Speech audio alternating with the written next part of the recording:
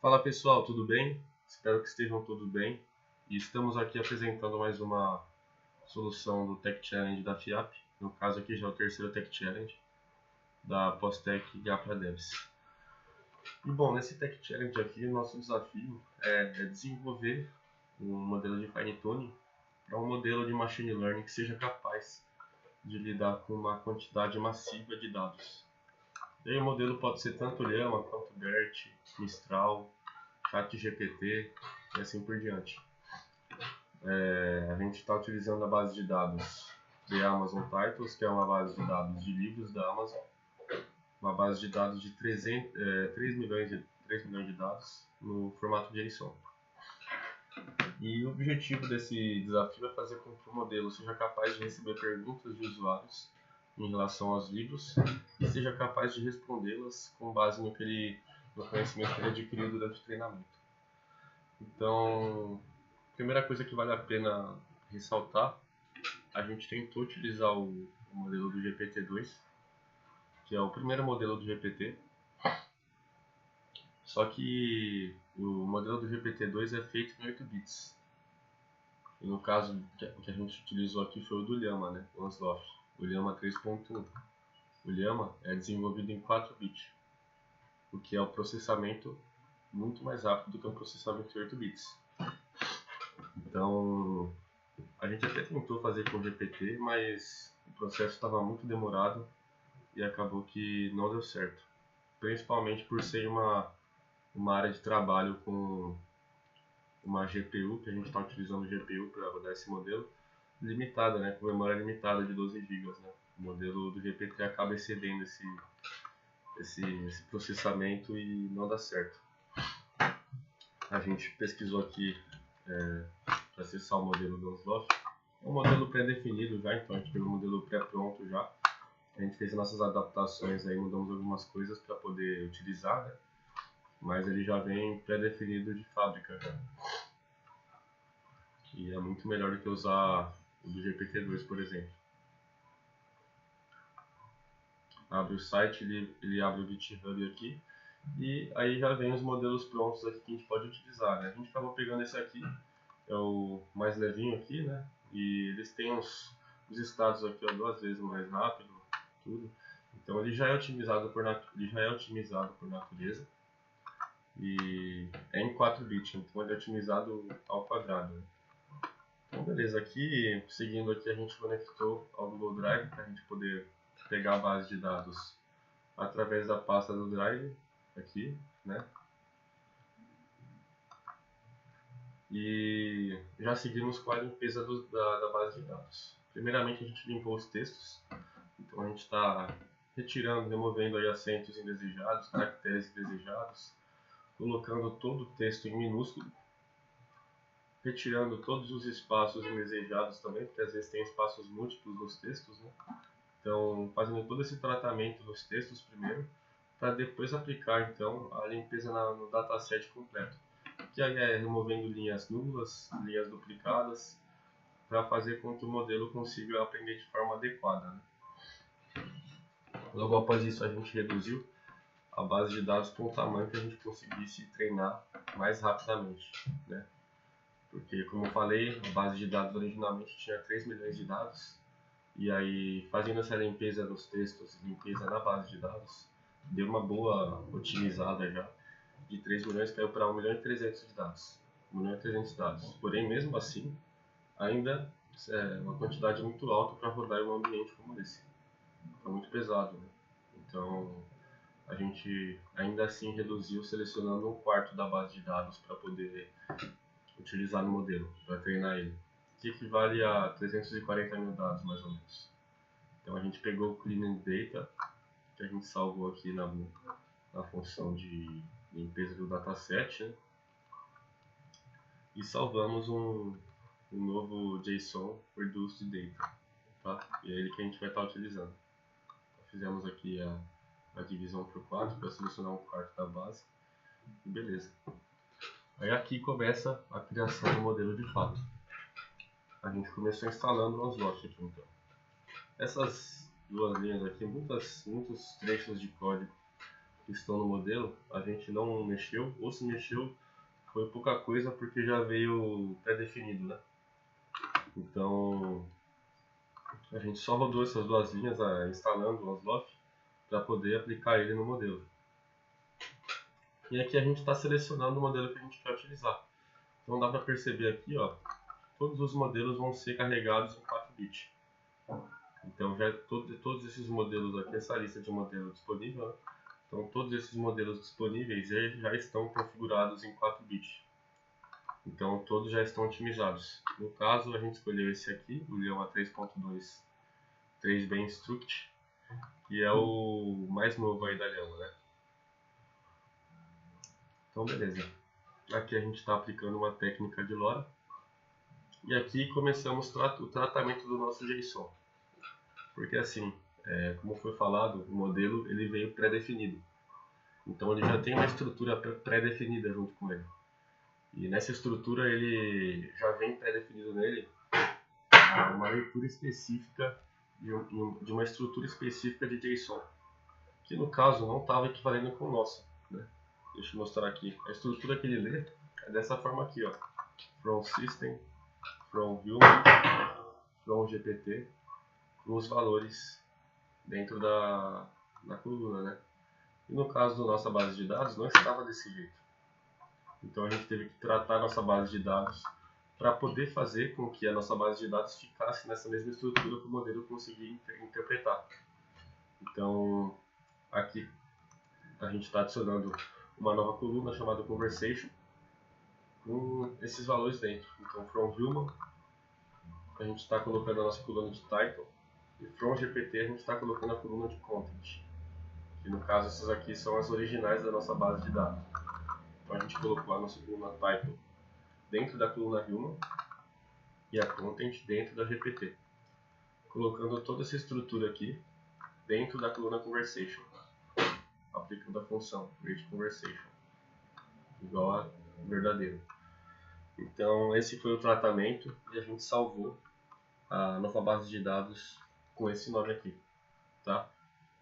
Então seguindo aqui ele mostra, né, como ficou o carregamento. Aí a gente, para fazer essa manipulação toda, a gente converteu para um data frame para poder fazer a manipulação de colunas e depois para a gente continuar utilizando, então a gente voltou de data frame para JSON para conseguir fazer com que o modelo aprendesse, para conseguir treinar o modelo, tá? Aqui a gente começou a preparar o dataset. Então, vamos lá.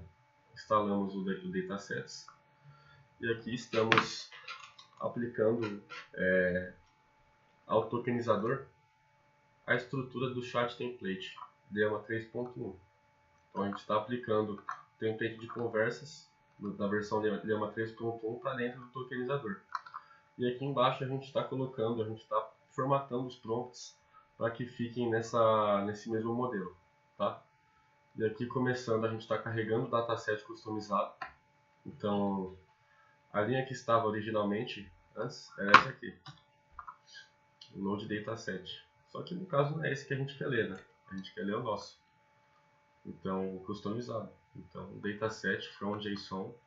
Aí colocamos o caminho do drive para ler o novo dataset que a gente salvou aqui em cima quando a gente tratou o nosso JSON, tá? Então, beleza. Agora nosso dataset está formatado nessa estrutura certinha aqui, que o modelo já consegue ler. E agora a gente consegue seguir.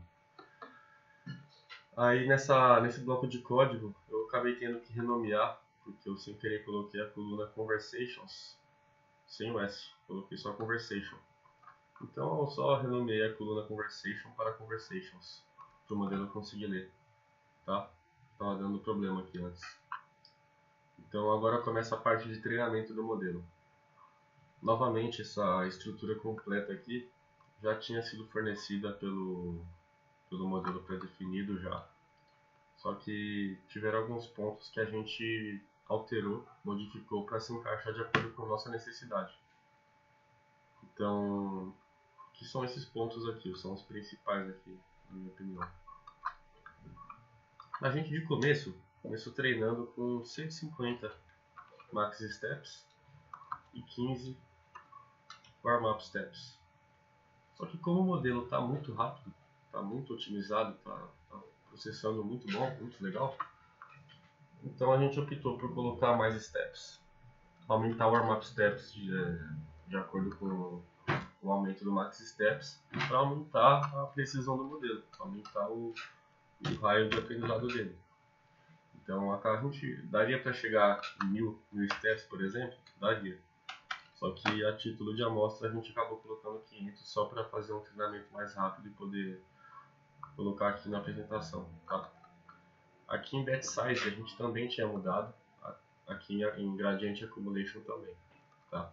A gente tinha colocado 4 e 8 aqui.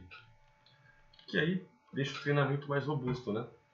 Um treinamento com, por exemplo, 1000 steps, 100 warm-ups, 4, tamanho do batch size 4 e gradient accumulation de 8, fica um modelo bem robusto, um treinamento bem robusto.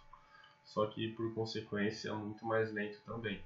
Então, novamente, a título de amostra a gente permaneceu 2 e 4 para poder deixar mais otimizado para o processo ficar mais rápido o treinamento aqui, tá? Então, bom, seguindo. De resto a gente não alterou nada, tá? Então esses parâmetros aqui continuaram os mesmos, aqui também.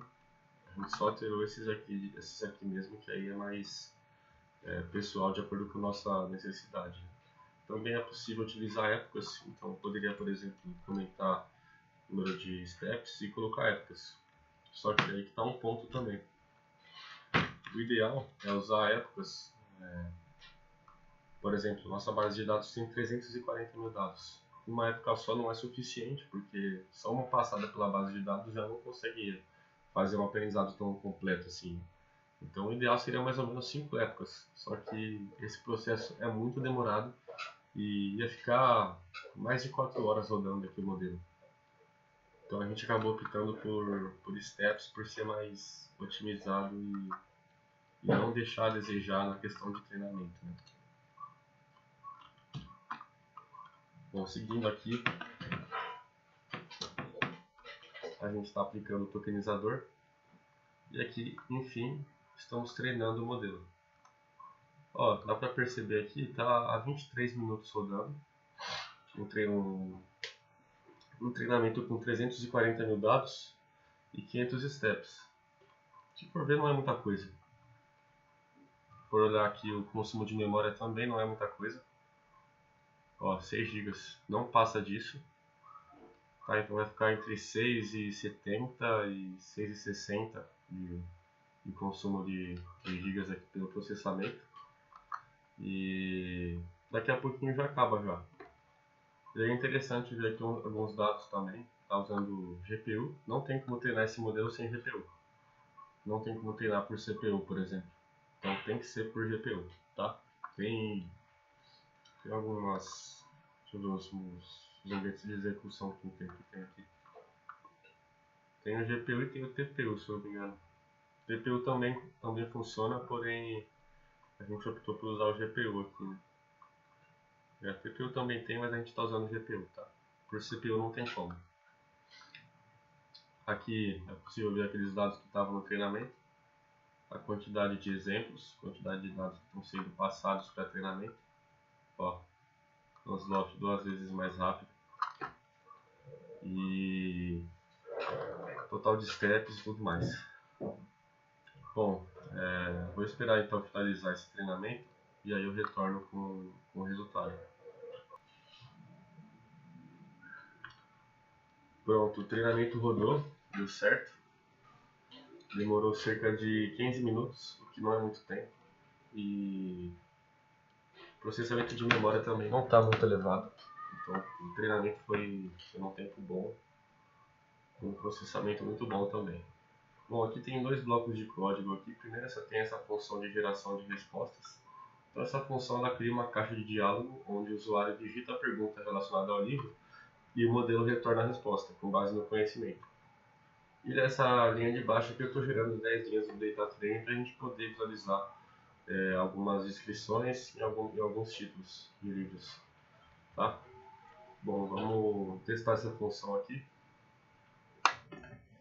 Vale ressaltar que o aprendizado correto do modelo não é aquele que ele simplesmente copia a descrição do livro e cola na tela pra gente. Isso aí seria uma espécie de overfitting. Então, o correto mesmo é o modelo conseguir entender o contexto que está se tratando ali na descrição do livro, de acordo com o que ele conseguiu entender da base de dados, para trazer para a gente algo que gira em torno do que a descrição do livro está falando, entendeu? Então, vou pegar aqui Harry Potter só para colocar, vou digitar só Harry Potter para tentar ver o que o modelo consegue falar para a gente. O livro que está na Amazon, do Harry Potter, o autor que está registrado é esse J.K. Rowling aqui. Então, o modelo conseguiu captar essa mensagem que é padrão no sistema. O modelo conseguiu captar quem é o autor, conseguiu entender quem é o autor e está dando um enredo aqui por cima. Nasceu em tal lugar, na Inglaterra, tudo. Ainda não é uma descrição do livro em si, mas ele já é um sinal de que o modelo conseguiu entender o contexto e trazer pelo menos o autor do livro e explicar o contexto do autor ali, né? Bom, dá pra gente explorar alguns outros livros aí pra gente ver como que fica. Vamos ver se Doc Savage School Island. Acredito que o modelo tenha passado por ele no treinamento. Vamos ver. E infelizmente a resposta está em inglês, porque o modelo é treinado em inglês, né? Então, mas ele traz uma resposta aqui bem formulada, que uma das melhores aventuras que já foram escritas, disse o autor Gregory King. Mas não tem como saber se o autor dessa obra foi realmente o Gregory King, né? Traz uma resposta completa aqui, ó. Vou fazer o seguinte, eu vou pesquisar esse nome desse livro para ver o que o Google fala sobre esse livro.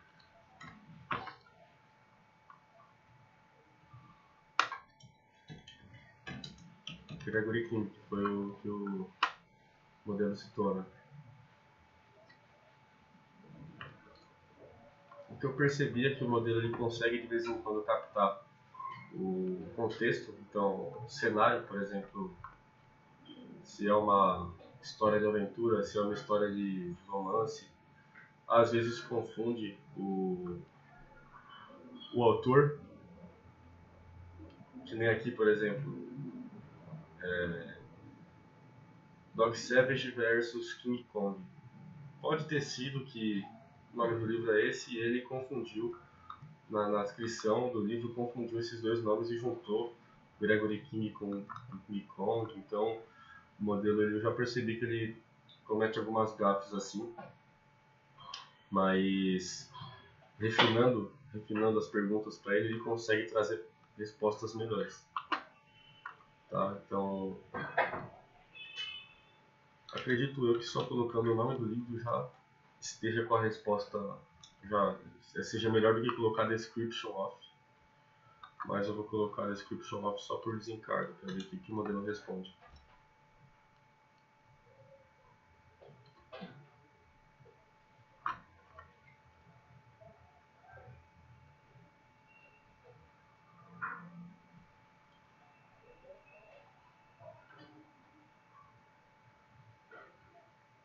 Trouxe novamente uma descrição completa aí, né? Complexa aí. Poop Adventure.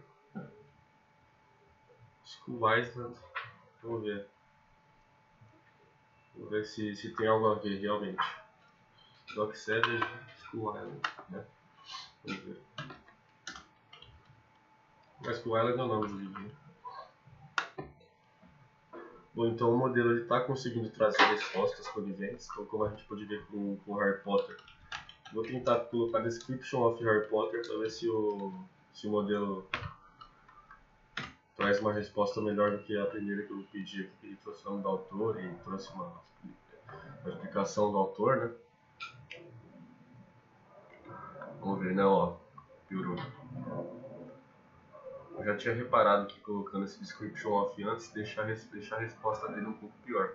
Parece que ele entende que o título inteiro, o título do livro é isso aqui inteiro, ó. É o prompt inteiro. No caso não, né? O título do livro é só Harry Potter. Então, vamos tentar de novo Harry Potter só pra ver o que ele traz pra gente.